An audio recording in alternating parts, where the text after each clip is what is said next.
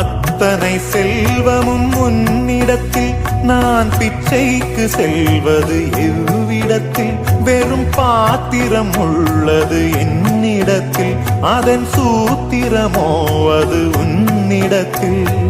ஒரு முறையா இருமுறையா பலமுறை பல பிறப்பெடுக்க வைத்தாய்.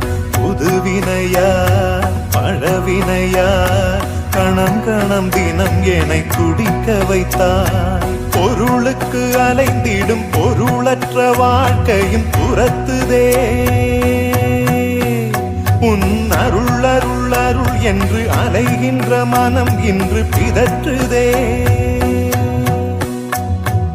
அருள் விழியால் நோக்குவாய், மலர்பதத்தால் தாங்குவாய். உன் திருக்கரம் என்னை அரவணைத்துனதருள்.